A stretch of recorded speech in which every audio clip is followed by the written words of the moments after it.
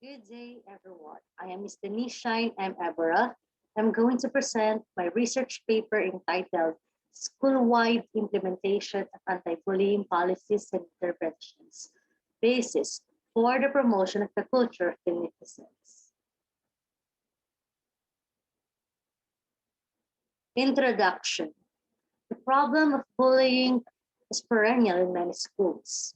It is even indicated that bullying is an everlasting problem in the lives of school kids. Shannon Hussein, 2015. The matter of bullying became pervasive in society.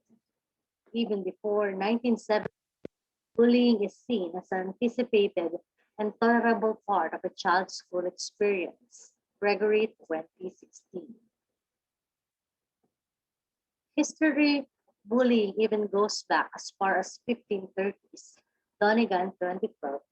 Although studies about bullying only started 40 years ago in Nesini and Salmi Valley, 2017. Despite the fact that the specific impact of bullying has been studied in great lengths, the disciplines of counseling, education, sociology, psychiatry, and criminology, Hinduan batch in 2015, bullying still happens in all geographic regions. Because of this, the study focused on school-wide implementation of anti-bullying policies and interventions as basis for the promotion of the culture of beneficence, specifically in the areas of building relationships, community advocacy, and bystander intervention.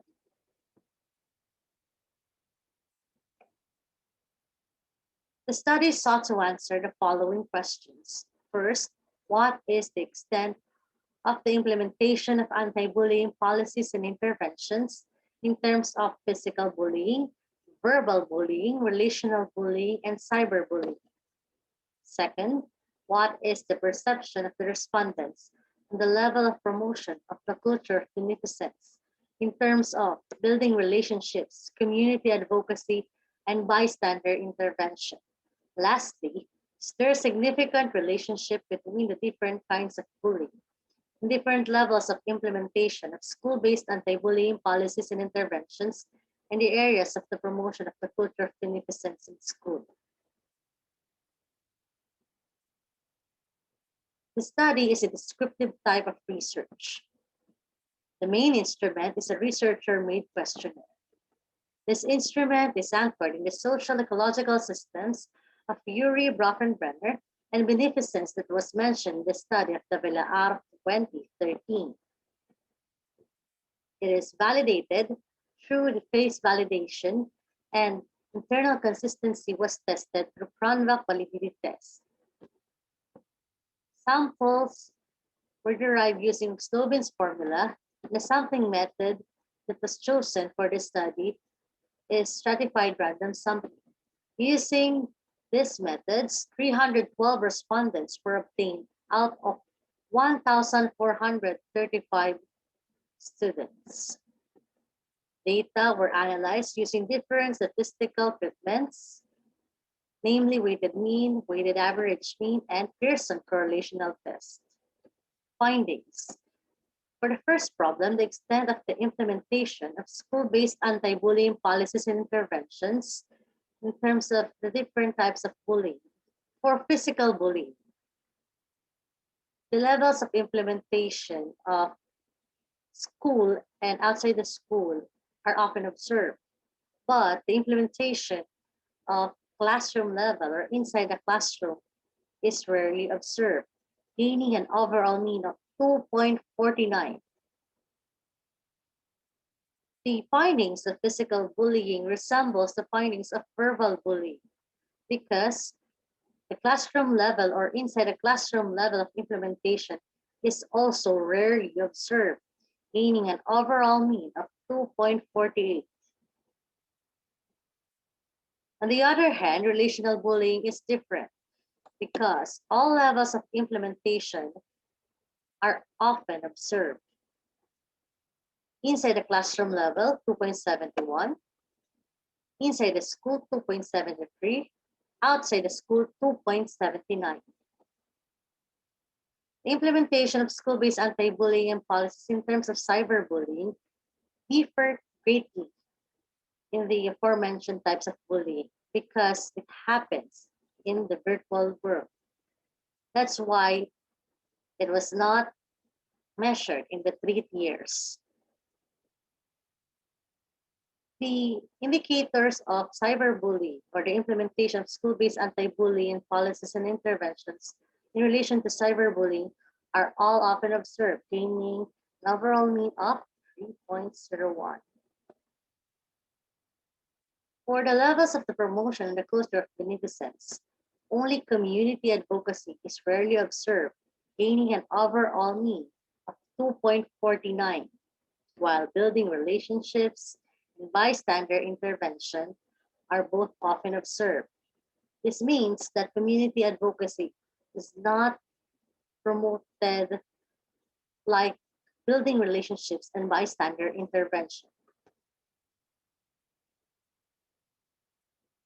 For correlation between different types of bullying and different levels of implementation and areas of the promotion of the culture of beneficence, all levels of implementation in relation to physical bullying, all levels of implementation in relation to verbal bullying do not have relationship with any areas of the promotion of the culture of beneficence. But relational bullying outside the school and cyberbullying have significant relationship with community advocacy at 0.05 level. Additionally, all levels of implementation in relation to relational bullying and also cyberbullying have significant relationship with bystander intervention at 0.01 level, although these associations are low. Conclusions. Based on the findings, the researcher concluded that the implementation of anti-bullying policies and interventions in relation to physical and verbal bullying inside a classroom is weak. On the other hand, community advocacy is rarely promoted as an area of the culture of beneficence. On the levels of correlation, results imply that school-wide implementation of anti-bullying policies and interventions have negligible up to low associations towards the promotion of the culture of beneficence. Based on the findings and conclusions made, the following are recommended. First, students as the main beneficiary of the study are recommended to take part in improving the existing measures of the school in combating possible bullying cases to be able to promote the culture of beneficence. Second, parents and guardians may use the study as a reference to create measures to protect and address the needs of their children or ward if found to be involved in bullying scenarios, whether inside or outside the school grounds.